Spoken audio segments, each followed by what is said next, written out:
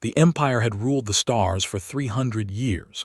Their ships moved through space like shadows, bringing fear to every world they touched. Their soldiers wore armor the color of dried blood, and their emperor sat on a throne made from the bones of conquered kings. No species had ever defeated them. No world had ever refused to bow. The galaxy lived in silence, and that silence was the sound of fear. Admiral Jack stood alone on the observation deck of the TSS Defiance.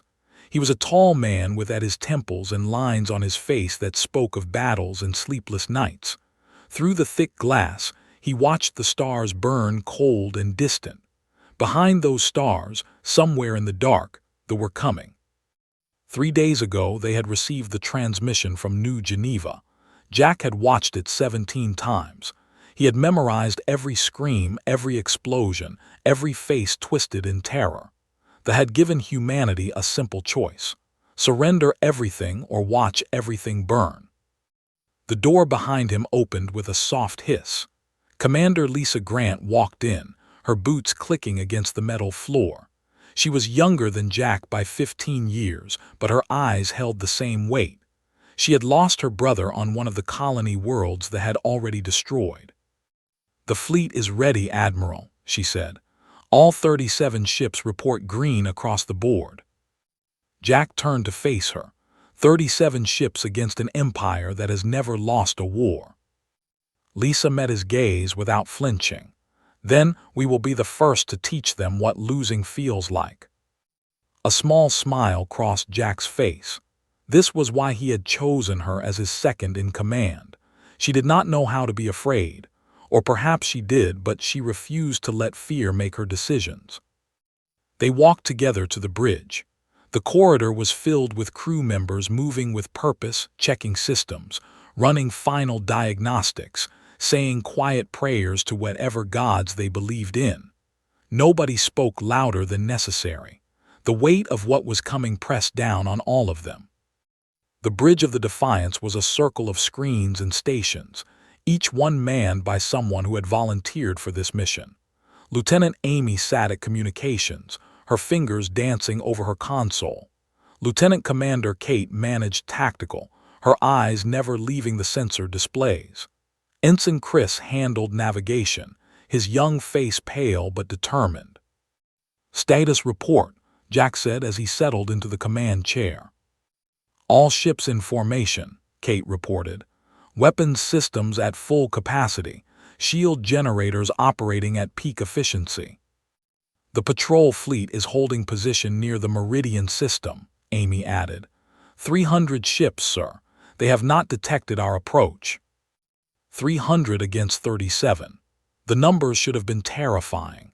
But Jack had spent his entire career studying learning their tactics, understanding their weaknesses. They fought with overwhelming force because they had never needed to fight any other way. They had never faced an enemy that refused to break. "Open a channel to all ships," Jack ordered. Amy nodded. "Channel open, Admiral." Jack stood and looked at the main, knowing that his face was now being broadcast to every vessel in the fleet. He thought about what to say. He thought about grand speeches and inspiring words. But in the end, he decided to speak simply, as one human to another. "You all know why we are here. 3 weeks ago, the Empire demanded our surrender. They told us to bow or be destroyed. They expected us to be like every other species they have conquered. They expected us to choose survival over freedom." He paused. They were wrong. On 37 ships, crews stopped what they were doing and listened. Humanity has never been good at bowing. We fight when we are cornered. We stand when we are told to kneel. We bite back when we are beaten. This is not because we are stronger or smarter than anyone else. It is because something in us refuses to accept chains. Something in us would rather die standing than live on our knees. He could feel the weight of every eye on him, even through the vast distances of space. Today, we fly into battle against an enemy that has never known defeat. Many of us will not come home, but those who survive will return to an Earth that is still free. And 1,000 years from now, when children ask how humanity kept its freedom, They will be told about this day. They will be told about you." He sat back down. "All ships engage stealth protocols. We jump in 10 minutes. The channel closed. Lisa stepped closer to his chair.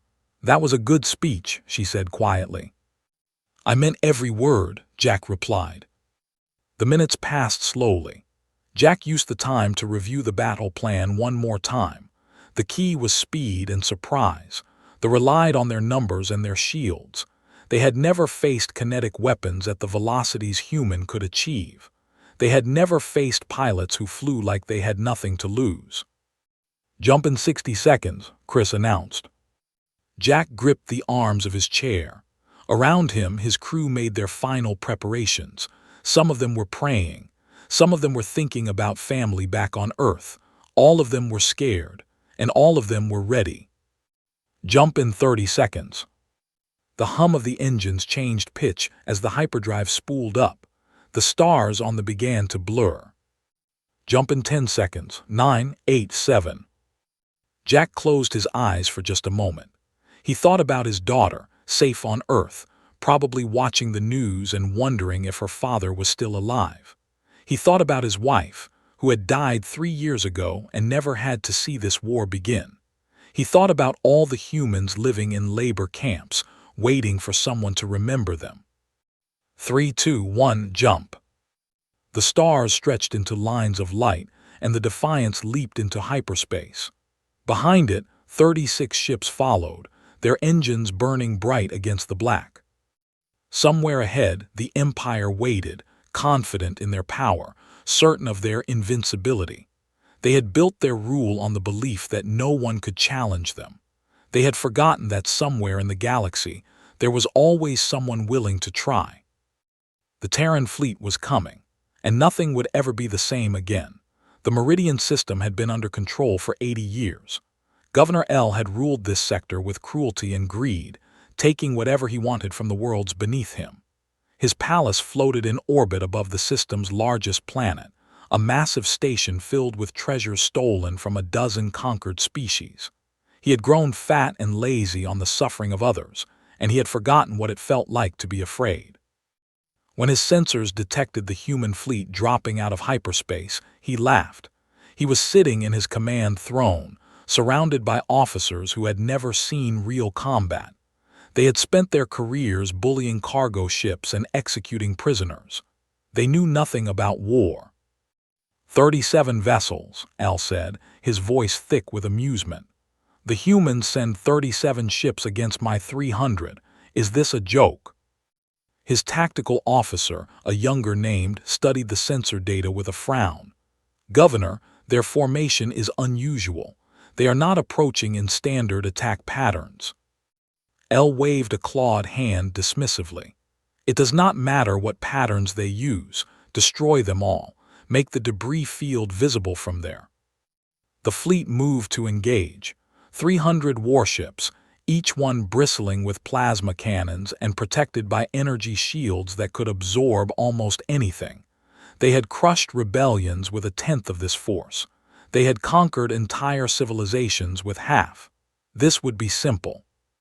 On the TSS Defiance, Admiral Jack watched the enemy fleet approach. His face was calm, but his heart was pounding. Everything depended on the next few minutes. "Enemy weapons charging," Kate reported from Tactical. "They will be in firing range in 90 seconds. "All ships execute scatter protocol," Jack ordered. "Wait for my mark to begin attack run." The Terran fleet broke apart like seeds in the wind. Each ship moved in a different direction, following patterns that looked random but were actually calculated with perfect precision. The targeting computers struggled to track so many targets moving in so many directions. Captain Cole commanded the TSS Relentless from the front of the formation. He was a young captain, only 32 years old, but he had trained for this moment his entire life. His ship was smaller than most cruisers, but it was faster and more nimble. "Helm, bring us directly at their flagship," ordered. "Maximum speed." His helmsman, Ensign Peter, did not hesitate. The Relentless surged forward, its engines burning hot. They opened fire. Plasma bolts streaked through space, bright green against the black. But the Relentless was already moving, dancing between the shots with movements that seemed impossible. Human pilots trained in simulators that pushed the limits of human reflexes. They learned to fly by instinct, to feel the ship as an extension of their own bodies. In range, the weapons officer announced, "Locked." Gripped his command chair, "Fire." They were humanity's secret weapon.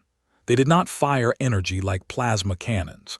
Instead, they launched solid tungsten rounds at incredible velocities. The rounds moved so fast that they carried more kinetic energy than most warheads, and unlike energy weapons, they could not be absorbed by shields. The first volley hit the cruiser head-on. The shields flared and then shattered like glass. The rounds punched through the hull, tearing the ship apart from the inside. Secondary explosions rippled along its length, and then it broke in half, spilling fire and debris into space. For a moment, the fleet froze. They had never seen anything like this. Their shields were supposed to be invincible. Their ships were supposed to be untouchable. But the human weapons cut through them like they were made of paper. "All ships open fire," Jack commanded. 37 Terran vessels unleashed their weapons at once. Rounds filled space like a storm of metal. Ships died by the dozen, their shields useless against the kinetic assault. Explosions lit up the Meridian system, turning the darkness into a sea of fire. On his command station, Governor L stared at the carnage in disbelief. His officers were shouting, their voices high with panic. Damage reports flooded in faster than anyone could process them. "How is this possible?" L whispered. "How are they doing this?" Was the only one still thinking clearly. "Governor, we need to retreat. We cannot fight weapons we do not understand." "Retreat!" L's voice rose to a shriek. "I have never retreated in my life." "Then you will die today," replied simply, "along with everyone else on the station." The battle raged for 40 minutes. The Terran fleet moved through the formation like wolves through sheep. They targeted engine systems and weapon arrays, crippling ships rather than destroying them when possible. Human commanders understood something they never had. Dead enemies taught no lessons. Survivors spread fear. Captain Cole led his ship through the heart of the enemy fleet. The Relentless took hit after hit, its shields flickering under the strain.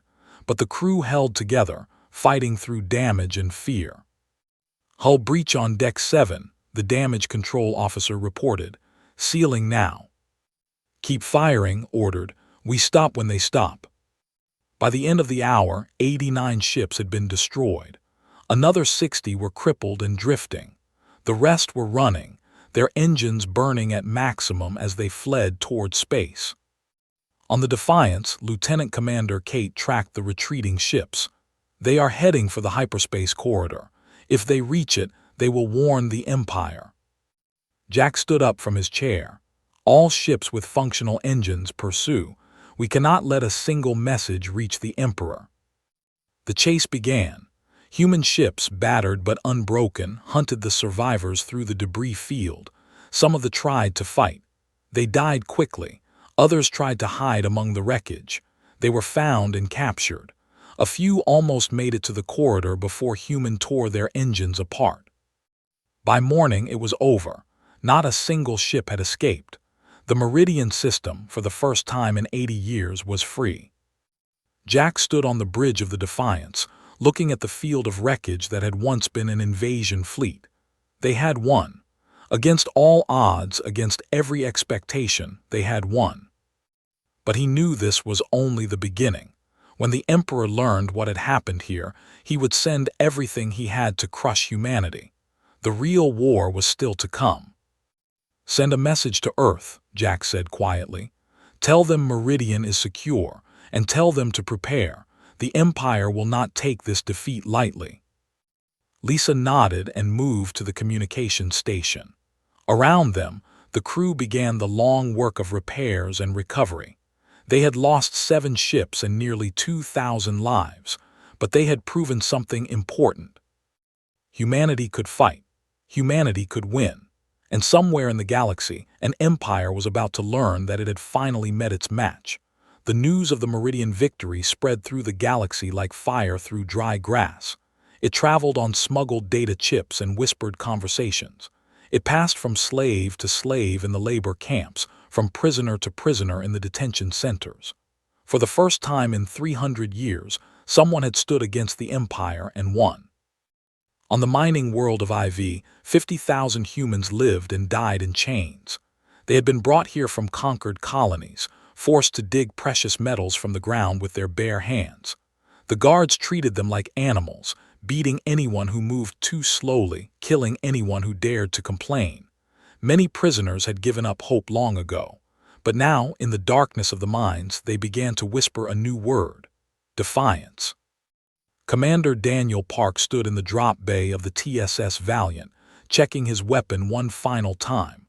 He was a compact man with a face that rarely showed emotion, but his hands were steady and his eyes were sharp. Behind him, 200 Marines of the 42nd Orbital Infantry prepared for the assault. 30 seconds to drop, the pilot announced over the intercom. Sergeant Maria Torres moved to stand beside Daniel. She was the best soldier he had ever commanded, a woman who fought like she had nothing left to lose. 3 years ago, they had taken her family from a colony ship. She had never found out what happened to them. "How many guards are we expecting?" she asked. "Intelligence says about 500, Daniel replied, "plus automated defense systems around the camp perimeter." Maria nodded. 500 against 200, I like those odds. The drop pods launched. 200 metal shells fell through the atmosphere like meteors, their heat shields glowing orange against the friction. Inside each pod, a Marine sat strapped to their seat, feeling the vibration in their bones, counting the seconds until impact. The pods hit the ground in the center of the camp. Their doors blew open, and the Marines poured out, weapons raised and ready. The guards had never faced human soldiers before. They were used to dealing with broken prisoners and terrified workers. They had no idea how to handle armored warriors who moved like lightning and fought like demons. Maria was first through the breach in the main barracks. Her power armor shrugged off plasma bolts that would have killed an unprotected human. She moved with deadly precision, her rifle finding target after target. "Clear left," she reported, moving to Building 7. Behind her, her squad followed in perfect formation. They had trained for this moment for years. Every movement was practiced, every response automatic. The guards fell before them like wheat before a scythe. In the medical bay of the camp, Doctor waited for the fighting to reach him. He was not a soldier. He was a doctor who had volunteered to join the Liberation Force because he knew the prisoners would need medical care. Now, crouching behind an overturned table as plasma fire lit up the corridor outside, he wondered if he would live long enough to help anyone. The door burst open. A guard stumbled through, his armor smoking from a direct hit. He saw and raised his weapon. Before he could fire, Maria appeared behind him. One shot from her rifle put him down. She scanned the room quickly, then nodded too. "Doctor, we need you in the main yard. We have wounded." Grabbed his medical kit and followed her into the chaos. The main yard was filled with freed prisoners. Thousands of humans, thin and wearing the uniforms of slaves, stood blinking in the sunlight. Many of them were crying. Some were hugging the Marines who had freed them. Others simply stood in silence, unable to believe that rescue had finally come. Moved through the crowd, treating the most serious injuries first. Burns from plasma weapons, broken bones from beatings, infections that had gone untreated for months. The scale of suffering was almost beyond his ability to process. A young girl tugged at his sleeve. She could not have been more than 10 years old. Her face was thin, and her eyes held a weariness that no child should ever know. "Are you from Earth?" she asked. Her voice was barely a whisper. Knelt down to her level. "Yes, we are from Earth, and we are going to take you home." The girl stared at him for a long moment. Then slowly, she smiled. It was the most beautiful thing had ever seen. Commander Daniel found him an hour later. The fighting was over. The last of the guards had surrendered or been killed. The camp was secure. "How many did we lose?" asked. Daniel's face was stone.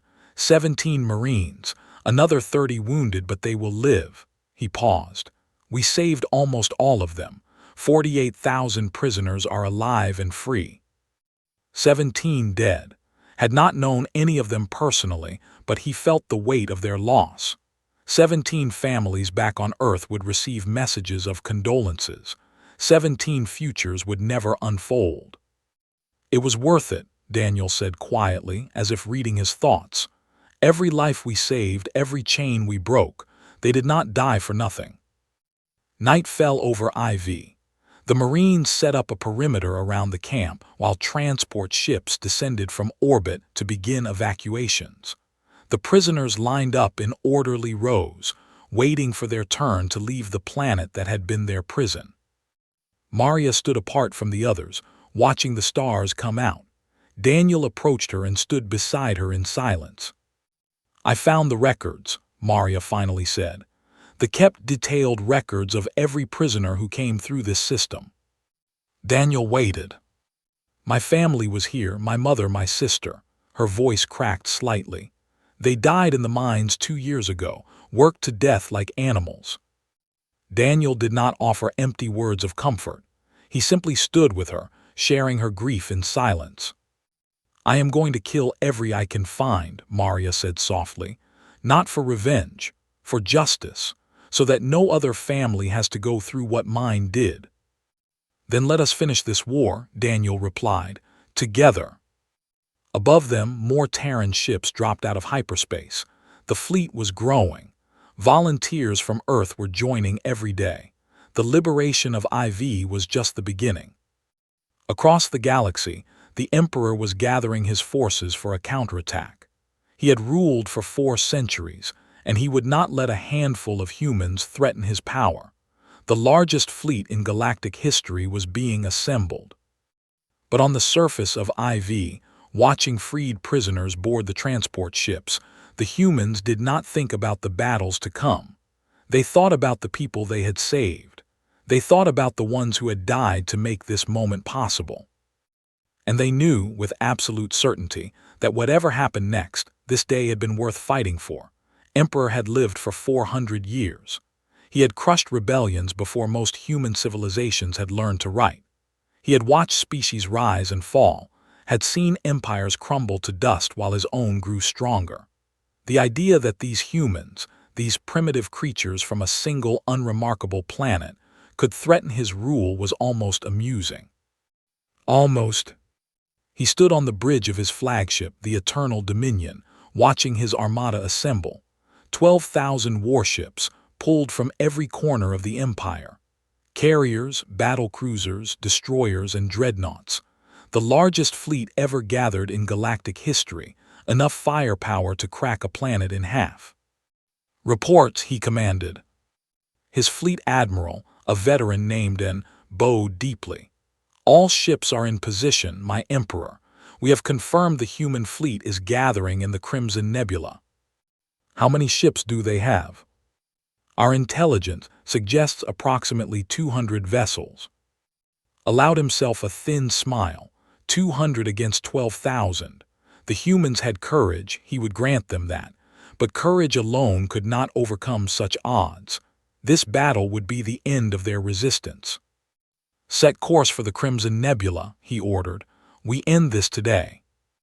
On the TSS Defiance, Admiral Jack studied the holographic display of the nebula. It was a vast cloud of ionized gas, the remnants of ancient stars that had died millions of years ago. The radiation played havoc with sensors and shields. It was a terrible place to fight a battle. Which was exactly why Jack had chosen it. "They rely on their technology," he explained to his senior officers. "Their targeting computers, their energy shields, their coordinated fleet tactics. In the nebula, all of those advantages disappear. It becomes ship against ship, crew against crew. Commander Lisa Grant nodded slowly. You want to take away their numbers advantage by making the battle chaotic. Exactly. In open space, 12,000 ships would surround us and crush us in minutes. In the nebula, they cannot coordinate. They cannot see. They will have to fight on our terms. Captain Cole, his face still showing scars from the Battle of Meridian, spoke up. Even so, sir, we are outnumbered 60-1. What makes you think we can win? Jack looked at his officers. These men and women had fought beside him for months. They had watched friends die and worlds burn. They deserved the truth. I do not know if we can win, he admitted. But I know we have to try. If we lose here, the Empire will push straight to Earth. Everyone we love, everything we have built will be destroyed. So we fight. We fight until we cannot fight anymore, and we make them pay for every inch. The room was silent for a moment, then nodded slowly. Then let us make them pay. The Armada entered the nebula like a great beast swallowing its prey. 12,000 ships pushed into the clouds of gas, their sensors struggling against the interference. Visibility dropped to almost nothing. Ships that had flown in perfect formation began to drift apart. Emperor frowned. Where are they? And studied his flickering display. Unknown, my Emperor. The nebula is disrupting our sensors. We cannot locate their fleet. Then sweep the nebula, find them and destroy them. The Armada spread out, searching for the human fleet in the swirling gas clouds. They did not realize that they were doing exactly what Jack wanted them to do. Now, Jack whispered. 200 Terran ships emerged from hiding positions throughout the nebula. They had been waiting, engines cold, weapons ready. They struck the scattered fleet like wolves attacking a flock of sheep. Captain commanded the TSS Valkyrie, an assault carrier packed with strike fighters. His pilots were the finest humanity had produced, trained to fly in conditions that would kill lesser crews. All fighters launch, ordered. Target their capital ships, go for the engines. 300 Terran fighters swarmed into the chaos. They moved through the gas clouds with deadly grace, striking ships before they could react. Lieutenant Barnes led the first wave, her fighter weaving between enemy vessels like a needle through cloth. Fox 3, she called, releasing missiles that found a cruiser's reactor core. The explosion lit up the nebula like a small sun. They tried to respond, but the nebula worked against them at every turn. Their targeting computers could not lock onto the fast-moving human ships. Their shields flickered and failed as the radiation drained their power. They fired blindly into the gas, hitting nothing but empty space. On the Eternal Dominion, Emperor watched his fleet die. Ships that had conquered worlds were being torn apart by vessels a fraction of their size. The humans fought with a ferocity he had never encountered. They did not retreat, did not hesitate, did not show any sign of fear. How is this possible? He demanded, and had no answer. The battle raged for 3 days. Human crews fought in shifts, surviving on stimulants and determination. Engineers performed impossible repairs under fire. Medics saved lives that should have been lost. Every ship became a fortress, every crew a family willing to die for each other. The TSS Relentless took a direct hit that killed half its bridge crew. Captain Cole, bleeding from a wound in his side, refused to leave his command chair. Keep firing, he ordered through gritted teeth. We stop when they stop. On the 3rd day, the broke. The mighty armada that had never known defeat began to retreat. Ships that had terrorized the galaxy for centuries fled before the relentless human assault. Emperor, for the first time in 400 years, ordered his flagship to withdraw. When it was over, 4,000 ships drifted dead in the nebula. The clouds of gas were filled with wreckage and bodies. The greatest fleet the Empire had ever assembled had been shattered. The Terran fleet had paid a heavy price. 61 ships lost, nearly 20,000 lives, but they had won. Admiral Jack stood on the bridge of the Defiance, looking out at the field of destruction. His uniform was stained with smoke and blood. His eyes were red from days without sleep, but he was still standing. Lisa approached him quietly. "Sir, the Emperor's flagship escaped. He made it to the hyperspace corridor." Jack nodded slowly. "Let him run. Let him carry the news back to his throne room. Let him explain to his empire how he lost 4,000 ships to a species they had never even heard of a year ago." "What happens now?" Jack turned to face her. "Now we finish what we started. The thought they could break us. Instead, they woke something they cannot stop. We are coming for their empire, Lisa, and we will not stop until every chain is broken." Behind them, the surviving ships of the Terran fleet began the long work of recovery. They gathered their dead, repaired their wounded, and prepared for the battles to come. The war was not over, but the tide had turned, and across the galaxy, enslaved species looked up at the stars and dared to hope. The fall of the Empire did not happen in a single moment. It happened in 1,000 small rebellions across 1,000 worlds. It happened in labor camps where prisoners refused to work. It happened in occupation zones where conquered species rose up against their masters. It happened wherever beings looked at each other and said the words that had become a battle cry across the galaxy: "The humans are coming." 3 years passed after the Battle of the Crimson Nebula. 3 years of fighting, of liberation, of sacrifice. The Terran fleet grew from 200 ships to over 1,000. Species that had been conquered for generations sent their own vessels to fight alongside humanity. The collective provided intelligence from inside space. The clans supplied fuel and resources. The Republic sent warships crewed by beings who had dreamed of freedom for centuries. Admiral Jack led the final assault on the Imperial capital. The planet of Prime hung in space like a jewel of darkness, its cities stretching across continents, its orbital stations bristling with weapons. For 400 years, this world had been the seat of an empire that had crushed all resistance. Now, a fleet of free beings had come to end its rule. The TSS Defiance, rebuilt and repaired a dozen times over the course of the war, flew at the head of the formation. Beside it flew ships from a dozen different species, each one carrying warriors who had lost family and friends to the... They had come not for revenge, but for justice. The battle for Prime lasted 12 hours. The Imperial Guard fought with the desperation of beings who knew they had nowhere to run. But their forces had been depleted by 3 years of constant warfare, and their allies had abandoned them. One by one, their orbital stations fell. One by one, their warships were destroyed or captured.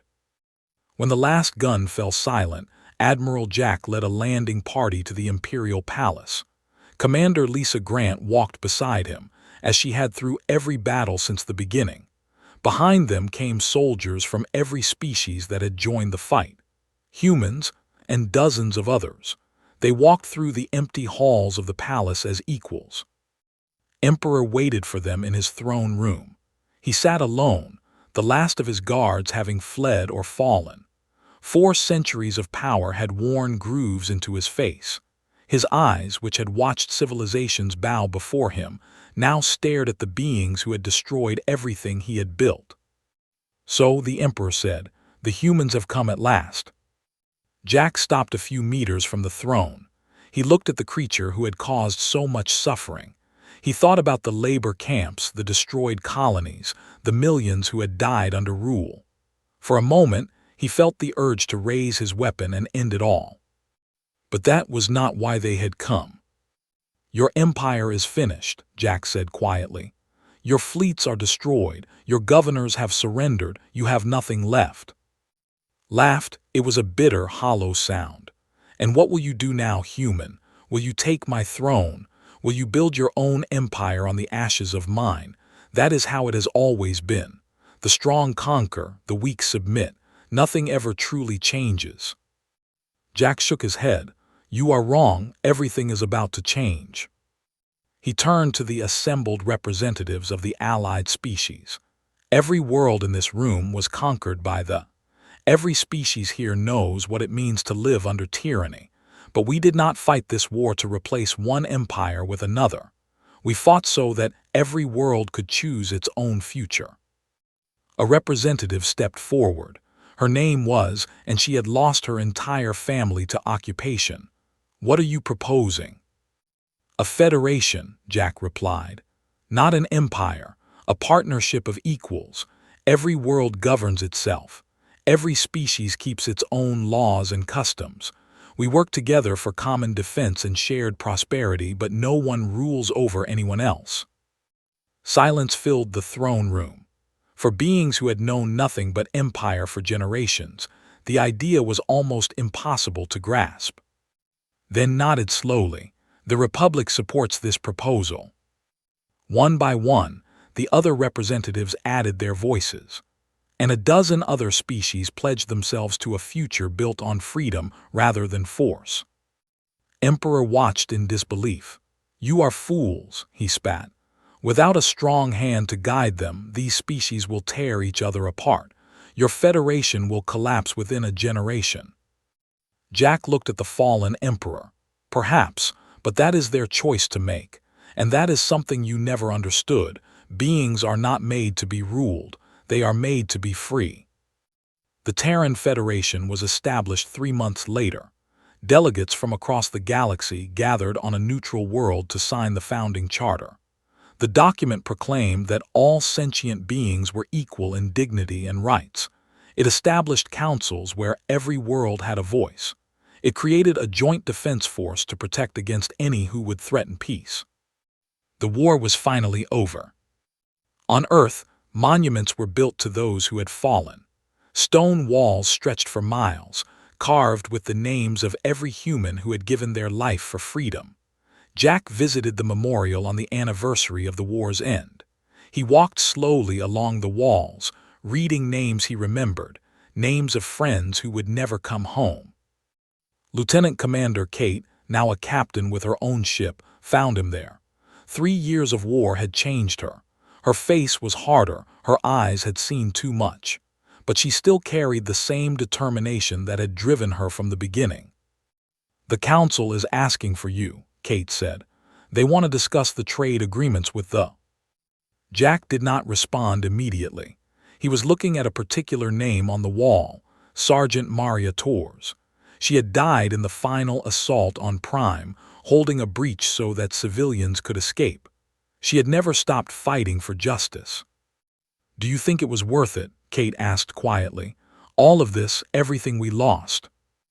Jack considered the question. He thought about the millions who had died.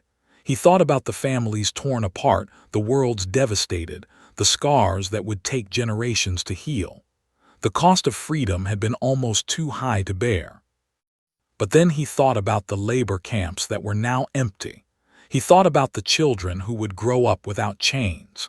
He thought about a galaxy where beings of different species worked together as equals, building something new on the ruins of tyranny. Yes, he said finally, it was worth it. He placed his hand on the memorial wall, feeling the names carved into the stone. These people had given everything so that others could be free. Their sacrifice would never be forgotten. Above them, the stars shone bright and endless. Somewhere out there, Terran ships patrolled not as conquerors but as guardians of a new order. The old empire was gone. In its place, something better was being born. And across 1,000 worlds, free beings looked up at the night sky and told their children the story of when the Terran fleet arrived. The end.